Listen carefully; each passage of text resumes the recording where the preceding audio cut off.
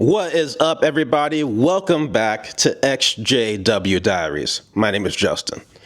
Boy, oh boy, do we have a big topic here today, if you haven't already been able to tell by the name of the video. Now, this is one that gets right to the heart of the issue when it comes to this brand name that the Watchtower has been able to create for themselves. The minute the Watchtower went from being called the Bible Students to changing their public-facing name to the Jehovah's Witnesses. From that point forward, they've been able to use that name Jehovah to have basically ultimate control over all of their members. In the mind of the Jehovah's Witness, they connect the organization to their concept of Jehovah so tightly that to leave the organization is to leave Jehovah. To question the organization is to question Jehovah. If you want to impress or make Jehovah happy, you must do these certain acts that the organization says. And so since this has become their most powerful tool in their toolbox, I think it deserves a proper discussion. Now, I think it's very important to say, especially considering the topic, that this video is not about beliefs. It's not about doctrine. Okay, I understand that when people leave these religions, they're all going to land in different places. We all have different belief systems. So if you're coming to this video and you still have a more Christian-based mindset, this video is not made to change your mind. If you're coming to this video and you have a more atheist-based mindset, again, this video is not made to change your mind. What this video is designed to do is to do something that we should have done as Jehovah's Witnesses, which is a full, open-minded exploration of the topic. That's all this is, an exploration of the topic. And I apologize in advance because you're probably going to hear me say that many times throughout this video. Reason being because we're talking to an audience of mostly people who have left the Jehovah's Witnesses. That's what this channel's for. And when you're in an organization like that, sometimes you have an unhealthy connection to your beliefs. So unhealthy that if someone dares presents another perspective, rather than viewing it as simply another perspective, it's viewed as an attack on your beliefs. And in some cases, it's viewed as a personal attack. And that leads to all sorts of defensive actions. Once again, this is simply just an exploration of the topic. So let's do it. Let's explore. If you are brave enough, let's see if we can answer this question. Who or what is Jehovah? Who or what is Yahweh? Who or what is God? So obviously that is a very big question. One that's going to require many, many layers of depth. So we're going to start at the surface and we'll go down as needed. So let's get started and see where we end up.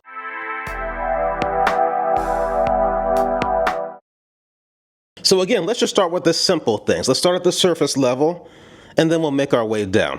And the perfect place to start, I think, is with ownership. Because again, we have these phrases: Jehovah's organization. Do not move ahead of Jehovah's chariot. Do not question Jehovah's direction. And all of these things seem to imply almost a sense of ownership or a sense of exclusivity. But in reality, the Jehovah's Witnesses do not own that name Jehovah. The name Jehovah was first added to the Bible translation by William Tyndale during the Reformation period, all the way back in the 1500s, long before there was a Charles Taze Russell, long before there was a Watchtower or an organization called the Jehovah's Witnesses. And from that point forward, the name Jehovah appeared in many different Bibles and was used by many different Christian denominations long before the Jehovah's Witnesses. And so it's kind of interesting from a legal sense. The Jehovah's Witnesses could never have legal rights to that name Jehovah, just because there's been so many published documents, published works that predate their organization. And so really, when it comes to these phrases like Jehovah's organization, it's a mind trick. It's a manipulation tool. It's a tactic to get people to not be able to question them. So now we have to go just a little bit deeper. And I think the next reasonable place to stop is the creation of that name Jehovah. So of course we know that the true pronunciation of how the Tetragrammaton is supposed to be verbalized was lost a long time ago.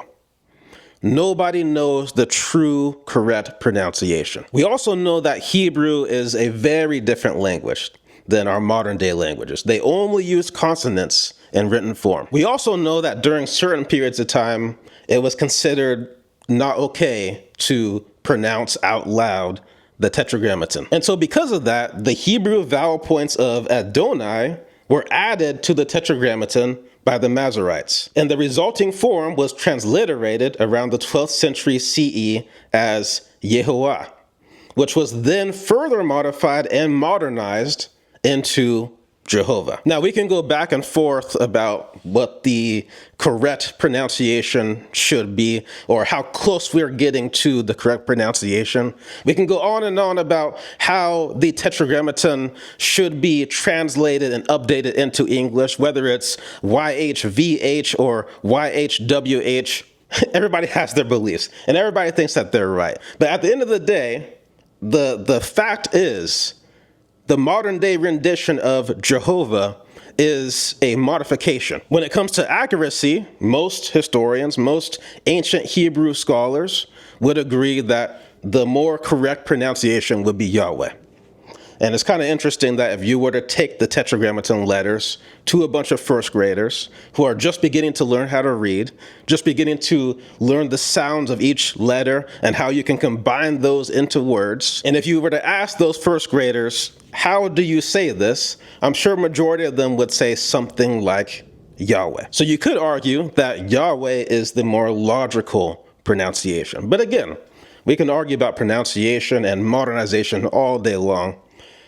Point is, Jehovah is absolutely a modification. And it's a modification that many historians would say is not accurate. And this is where we get into the brand loyalty of Jehovah's Witnesses. And apologize if you've heard me say this before, but it's worth saying here that if you went to a Jehovah's Witness meeting and you had a brother at that meeting who was assigned to give a part, and during that part, he continued to pronounce Yahweh rather than pronouncing Jehovah, what would happen to that brother? I would bet $1 million he's going to get a talking to.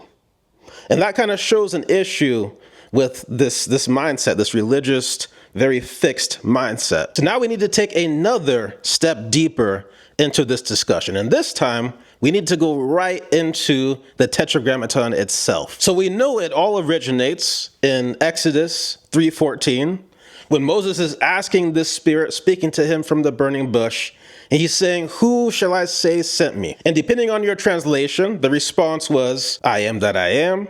In the Jehovah's Witness translation, it says, "I will become what I choose to become." Another one says, "I am, I was, I will be." Now, no matter what translation you choose, it's interesting that when Moses asked for a name, what he got in response seems to be more like a description. And it seems like that was almost done on purpose. If you think back to that time, mankind had all sorts of idols and gods.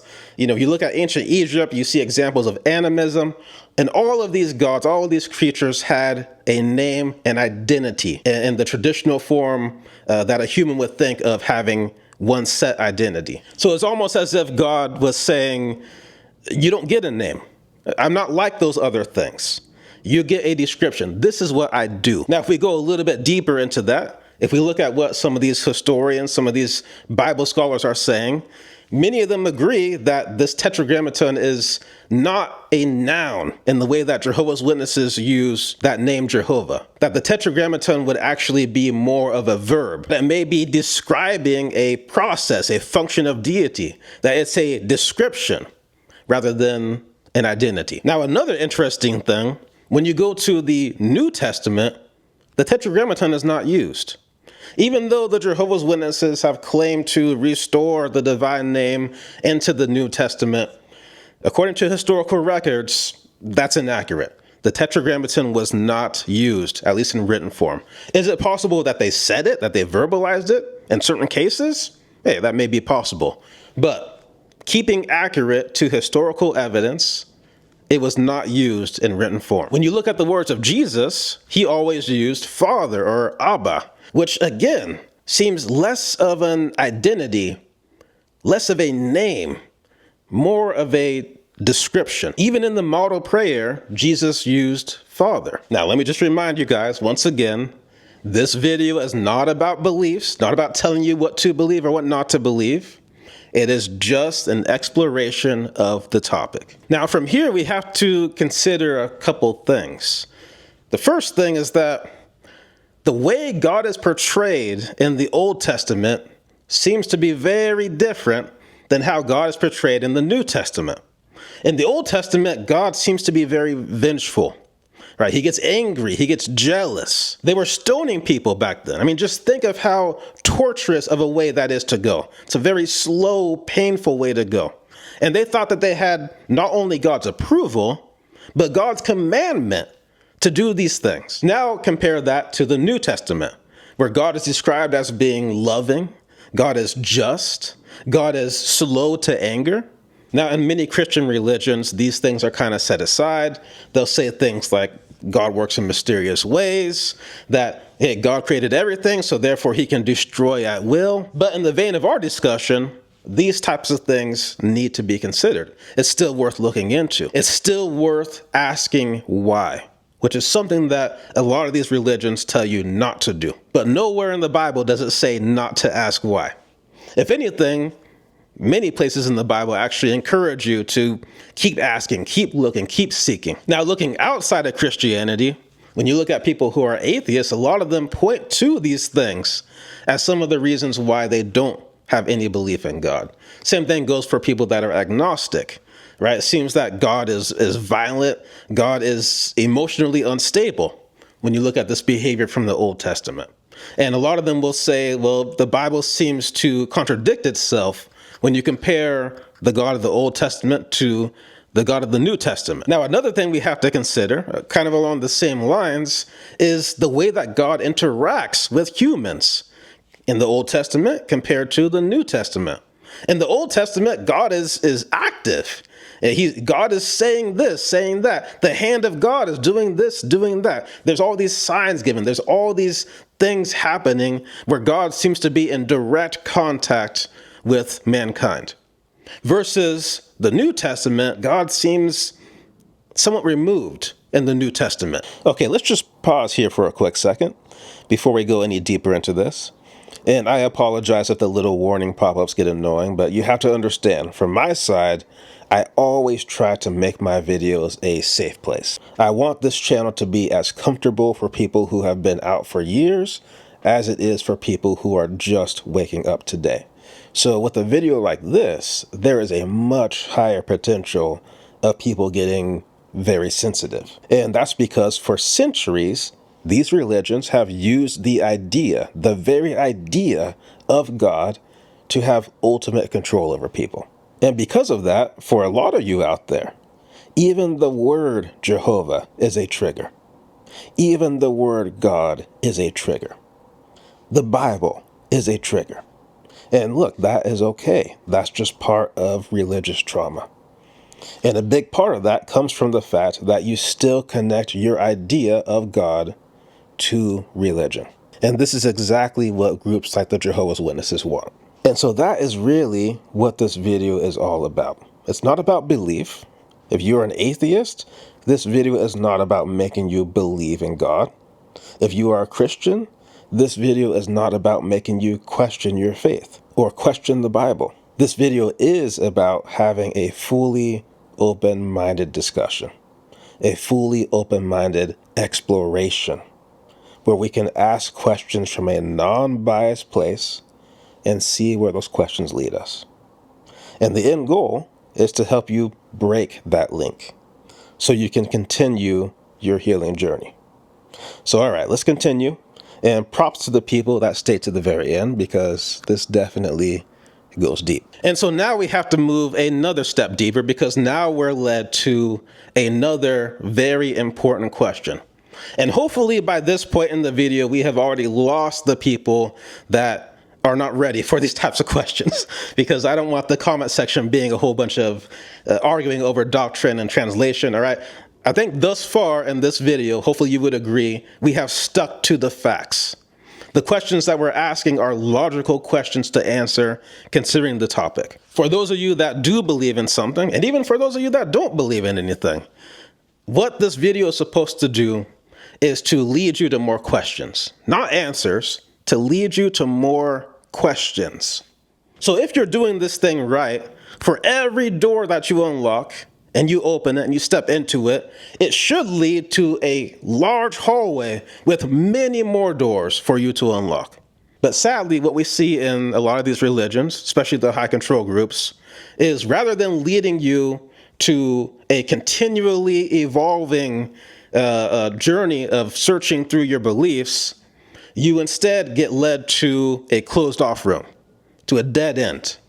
Everything you need is in this room. Don't you dare think about leaving the room or searching for anything else. And that just goes against what you're supposed to be doing. Even from a humanity perspective, right? We have these powerful brains that have this ability to contemplate things and to ask questions. Why aren't we using it? Why is it that we'll use it with anything else, but when it comes to religion, we will just take the answer that says, this is it, don't ask anything else. So again, hopefully we've lost the people that aren't ready for this type of discussion yet. So the question that you got to ask, and you have to ask it with an open mind, who or what is God? The very title of the video. Now, I don't mean this from the perspective of a religious idea or a biblical character. I mean the very core concept of who or what God is. As in, when you see or hear the word God, what is the core concept, the initial flash of insight that comes up in your head? And let me just say that I'm adding in that word what on purpose, because just asking who forces your mind into a certain direction. But by also adding in that word what, that forces you to think a little deeper, to open your mind wider. And again, this is about the core concept. Even if you're atheist, you can still ask yourself this question. You may not believe anything, but you can still formulate a core concept. And now, since this video is more directed from a biblical standpoint, since we're talking about former Jehovah's Witnesses here, we have to kind of refine that question a little bit by adding on, is your core concept of who or what God is the same or different than the core concept of who or what God is by the people who actually wrote the Bible? Again, we're not talking about a biblical character here. With all due respect, you need to open your mind past religion for a second. Even if you're atheist, open your mind past religious concepts for a second. At this point in the video, I couldn't care less if you prefer Jehovah or Yahweh. We're past names, we're past identity. We're talking about the very core concept. In other words, whoever it was that stored the Dead Sea Scrolls in that cave thousands of years ago, only to be discovered in modern times, is your core concept of God the same or different than that person? And again, this has nothing to do with your belief system. You may not even believe in God, but you can still have a core concept. And this question may be a little difficult for some people, especially when leaving a group like the Witnesses, where your entire belief system is based on what some organization told you to believe, and you copy and pasted that and accepted that as your own beliefs. And so you may realize that maybe you don't really have a core concept. Maybe all you have is character. But for a video like this, to have a truly open-minded discussion, we have to go past character. And listen, when I say character, I'm not meaning that in a disrespectful way. I mean that you have an idea, an abstract idea, that is based on the Bible, a book written thousands of years ago. And then you're filtering that idea through a religious belief system that is giving you a set perspective that you must accept. Now, when you go through that many steps, you sure do make it very easy for a religious organization like the Witnesses to come along and tell you, this is the truth. This is what you will believe. And so rather than going on this journey of seeking and then finding and then refining and then repeating that, you instead get stuck in this cycle of accept, reaffirm, reaffirm, accept. And that's why this video is really Not for everybody. You got to know that there are things that we can never know. Even if you're science-minded, there are things that we can never know. And this is the type of discussion that forces you to go into those realms of things that we can never really know, but that doesn't mean you don't ask why. And again, this is regardless of belief system. When the Bible says God gave him a sign, God spoke to them, the hand of God did this or that, is your perception of those events, the mental images that come up in your head when you read these scriptures, is it the same as the original writer's intent? I'll tell you what, this question right here almost made me not release this video, because this has such potential to be too controversial. But in reality, this is a question that you should be asking. It's a question that you're allowed to ask. We shouldn't be afraid of asking it. And the fact of the matter is, the answer to that question is you can never know. You can never really know. This is why there are hundreds of thousands of Christian denominations out there. And of course, all of them think that they got it right, that they are the truth. Because here we are, we're reading this book that comes from thousands of years ago. We're translating that book into modern language. This book is very much open for interpretation. And so now we have to go even more deeper, because this introduces a little bit of an issue when it comes to trying to find the answer to this ultimate question of this video. The issue is that when you base your entire belief system on a very old book written thousands of years ago, that requires you to cross three very important bridges to get to belief. The first bridge is language, obviously. The second bridge is time. And the third bridge is culture. And those bridges become a lot more difficult to pass over when you're talking about these abstract concepts, such as the concept of God. Because at the end of the day, you can only articulate an idea within the limitations of your language, knowledge, and perspective. And again, this is not a diss against religion or a diss against the Bible. These are just questions that we have to ask when it comes to coming to some sort of conclusion for this ultimate question. The simple fact is that language has limitations. Now, perhaps we can get the gist of what they're saying, but again, we have to ask if the way that we're understanding it is the same way that the writers actually intended it to be. So hopefully you guys are sticking with me here, because here's where we have to take a much deeper step into this discussion. A much deeper step. All right? Because if we can admit that these three bridges, the bridge of language, time, and culture, we can admit that they exist. If we can admit that they do pose a little bit of a problem in trying to come up with an idea or a concept of who or what God is, right? If we have to base our entire concept off of old text, we have to cross those bridges. So the question now becomes, is it possible to bypass those bridges? Is it possible to create a model, a concept, an idea of who or what God is that is separate from any ancient text, separate from any religion, separate from any belief system, separate from any time, culture, or language, that is grounded in reality, and that is as unbiased as possible? Is that possible? Where do you even begin? Would you begin with biology? If you begin there, you're going to reach a very quick dead end. They're just going to say, God doesn't exist, all right? Evolution, boom, there you go. If you go to astronomy, the study of space, you're still going to get to a very quick dead end. Again, God doesn't exist, Big Bang Theory, yada, yada, yada. Now, the interesting thing here with astronomy, and this shows some of the limitations of science, which is that they only know something until they know something different, right? So when you look at these new findings of the James Webb Telescope, it has rewritten so much. It's called so much into question. The scientists thought that they knew for sure that the universe is such and such billion years old. Now, based on the findings of the James Webb Telescope, they're saying no. It's much, much, much older. Now you've got more theories coming out that says, well, maybe there wasn't just one Big Bang, maybe there were several, all happening simultaneously. Science still gives us a grounded place to start. It gives us some realm of being realistic.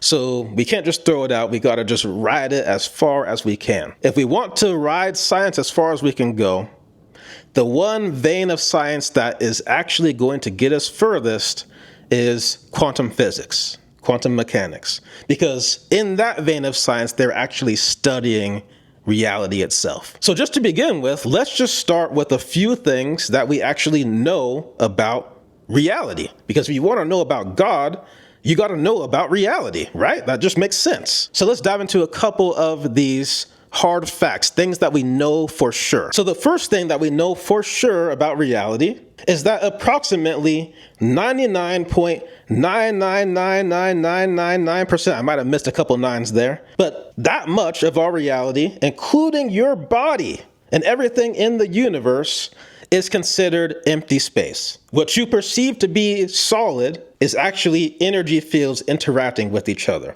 Now, another thing that we know for sure about reality is that all particles, which is the smallest measurement that we can get to, all particles have the ability to exist as a wave. And when they exist as a wave, they are able to be in multiple places at once. They're able to exist as basically pure potentiality until they are interacted with in some way, until they are observed, whether that's through measurement or through collision or some other form of causing it to interact with its environment. Only then do these particles behave the way that they are expected to. And that has driven scientists mad. Now, another interesting fact, another thing that we know about reality, again related to these particles, is something called quantum entanglement. Now, again, this baffles scientists. When Albert Einstein discovered this, he called it spooky action at a distance. He refused to even look into it further. So, quantum entanglement, for people that haven't heard of it, this is where you can have two particles that are binded together. And whatever you do to one particle immediately impacts the other. Immediately. As if it was already that way. And this is scary to scientists because it continues to work that way regardless of the distance. So let's just put this into perspective. Let's say that you have two light bulbs that are quantumly binded together, all right? You take one light bulb and you give your friend the other light bulb. When one light bulb is turned on, the other one immediately turns off. So to start with, you and your friend are in the same exact room. One light bulb is given power, it's turned on, the other one turns off. Now, your friend moves all the way across the world. So here you are in, let's say, North America, and your friend moves to Australia. And yet still, when one light bulb turns on, the other one immediately, instantaneously turns off, and vice versa. Now let's say we have some sort of space travel. Your friend moves to Mars, you stay here on Earth, and yet still, even across that distance, when one light bulb turns on, the other one immediately turns off. This is quantum entanglement. And the reason that it baffles scientists so much is because according to our understanding of physics, the speed of light should be as fast as you can go. That's the speed limit of the universe. But when you can have two particles that can interact with each other instantaneously across any distance, obviously you have some property of these particles that can surpass the speed of light. Now again, particles are important because they are the smallest element of reality that we can detect. And the more we learn about them, the more they seem to behave in ways that are completely unexpected. But let's just take a break from particles for a second and talk about some known facts that pertain to the direct human experience of reality. So the first one is the simple fact that we are all, every single one of us, basically existing in little fish bowls in our own little world, in a very literal sense. Your brain is fully encapsulated in your skull. No idea of the outside world, except it's got five senses, right? And through those five senses, your sight, your hearing, your touch, your taste, your smell, it is then able to take in signals and process those signals and create your reality, what you see around you, what you can interact with. So in a literal sense, we are all all of us, all the time, pretty much hallucinating our reality. Everything exists in your head, literally. Here's another thing that we know about the human experience when it relates to reality. The human eye can only detect 0.0035% of the electromagnetic spectrum, or the light spectrum. That means as humans, we see a fraction of a fraction of a fraction of a percent of what's actually out there. We are getting a very small slice. So just think about that for a second. Based on things that we absolutely know, these are all hard facts that we went through so far. And based on all of those things, you have to just take a moment to realize that your entire experience of what exists outside of you is processed inside of you. What does exist outside of you, the entire physical world around you, is at the smallest level made up of tiny particles. Each of those particles can also exist alternatively as a wave state, where they have the ability to be in superposition in multiple places at once, only actualizing into a particle when interacted with through measurement, force, or other means of observing. So in other words, the physical world around you and your very body and mind are actually not really all that physical after all. Again, this is factual information. So you have to just take a moment here, based on the facts, and just appreciate for a second that this even works, that this even works at all. Because again, everything you experience is in your head. Everything that's outside of there, including your brain that's processing all of this, it's hardly physical. It's hardly physical. Something very interesting to think about. And of course, the more we find out, the more mysterious it all becomes. The more reality itself behaves in ways that we don't expect it to, that seems to break the rules that we thought we knew. Again, you just have to appreciate this thing for what it is. This is a very incredible experience. And when you have that much appreciation and that much awareness of what this actually is, again, on a factual level, we haven't even got into the theories yet. This is facts. When you appreciate those facts, I mean, it makes no sense to get into these beliefs like the Jehovah's Witnesses, where they're requiring you to take on a very small perspective of the world. Because in actuality, this is magnificent. So now we've gone through some things that we know for sure about reality. Let's continue this quest. Now we have to get into the realm of theory, okay? And these will always be theory, because humans can only go so far. But they're still worth talking about, especially in relates to this topic here. The first one we have is string theory, which says that all particles are forces in the universe that are made up of tiny vibrating strings. String theory says that we live in a reality made up of 11 dimensions, 6 to 7 of which are curled up so small that they are invisible at our level. Now, added on to string theory, we get M theory, which suggests that our entire universe may be a 3D brain floating in higher dimensional space, which occasionally interacts with other brains. Another theory is the nested universe theory, which suggests that our universe is but one layer within a larger multi-tiered structure, sort of like a cosmic Russian doll. And then we have another theory called the fractal universe theory, which says that the universe may be structured as a fractal, which we see many places throughout nature, these fractal patterns.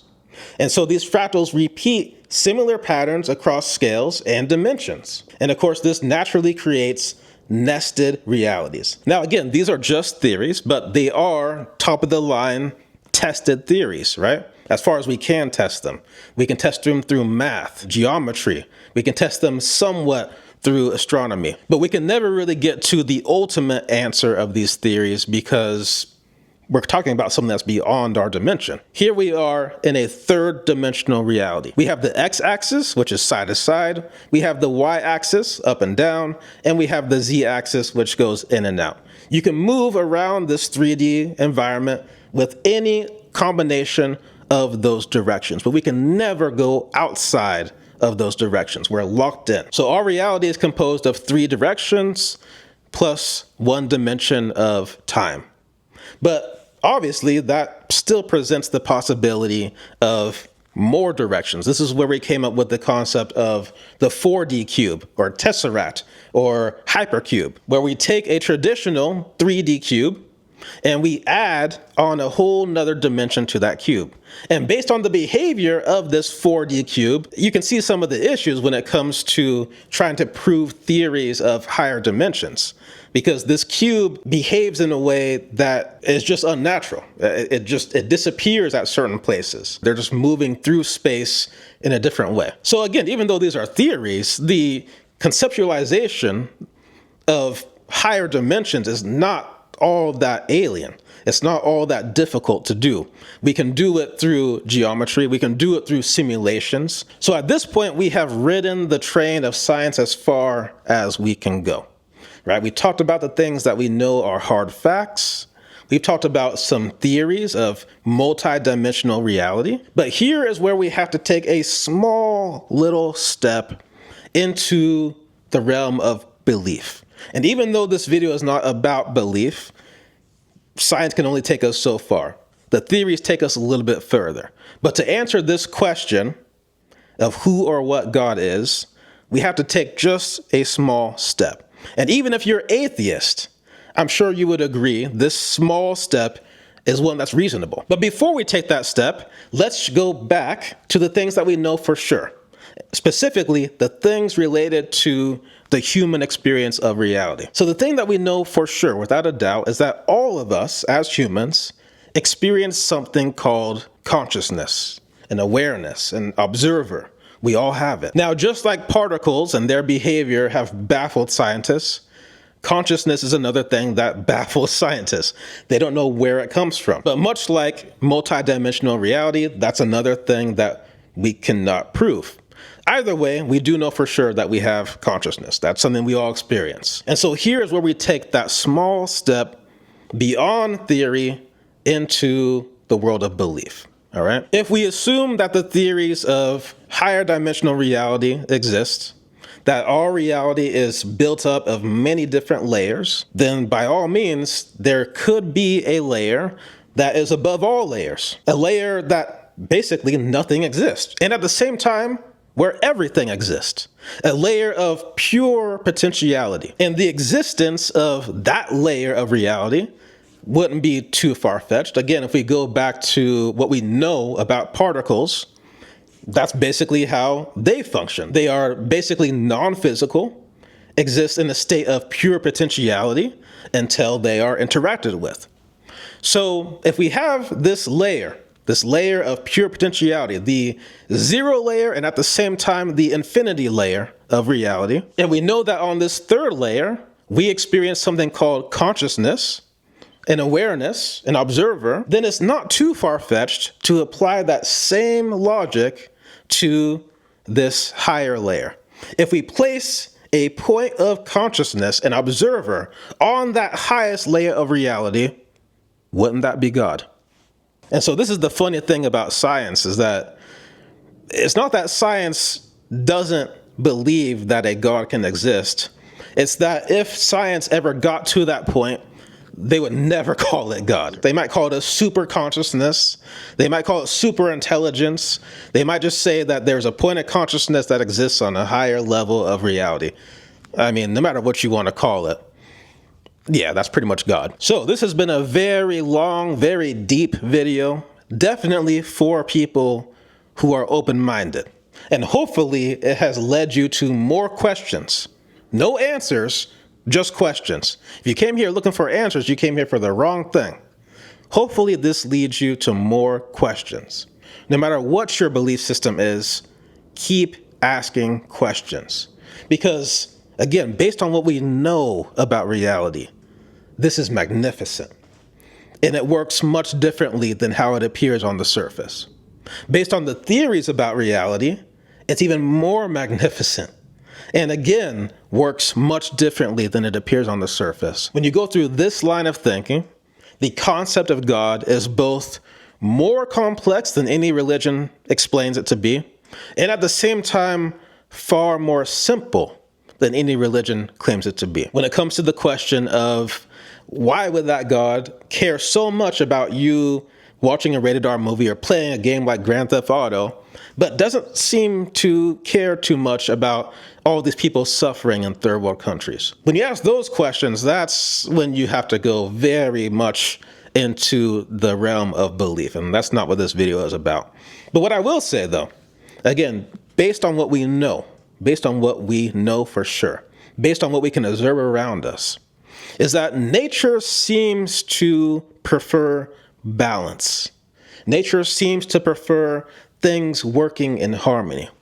And so if we were to ask, well, if that concept of God that we just built, if that exists, if that is true, what God would expect from us is to exist in reality in harmony and to keep working with it. To go a step further, that God would probably want us to fully exhaust our potentiality, whatever it is that each of us can do, whatever gifts we have, to fully use that up to its fullest extent that you can do in your lifetime. And to do it in a way that benefits as many people as possible.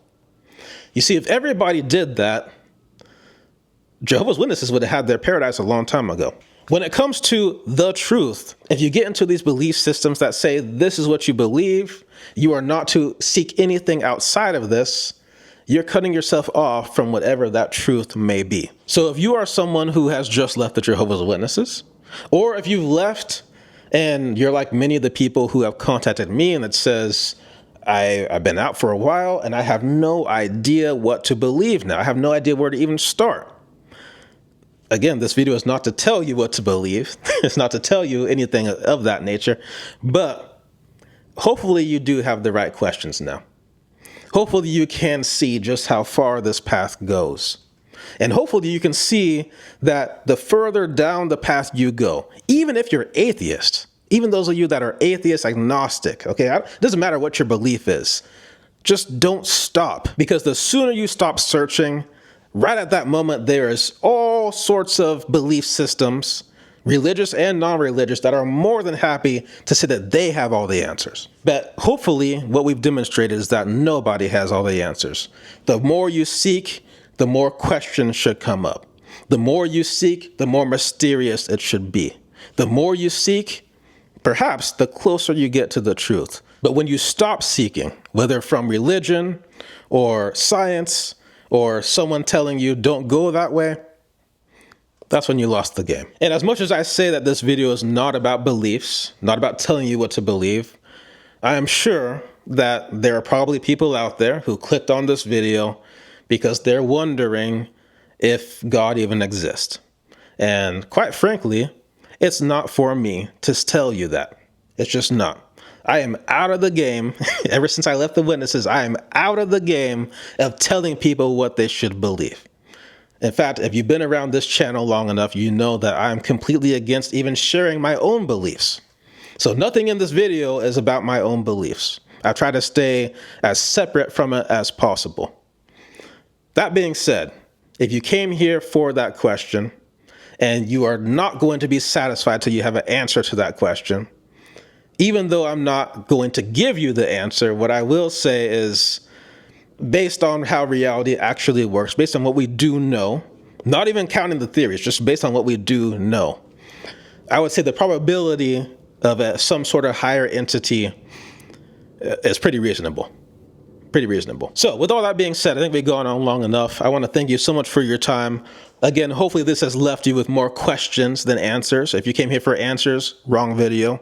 There's plenty of people out there, plenty of religions out there that will be happy to give you answers, but just know that when they give you those answers, you're cutting yourself off. You have reached a dead end in your search. So I want to thank you so much for your time. Please take it easy on yourself. Enjoy the rest of your summer, and I will catch you in the next one. Peace.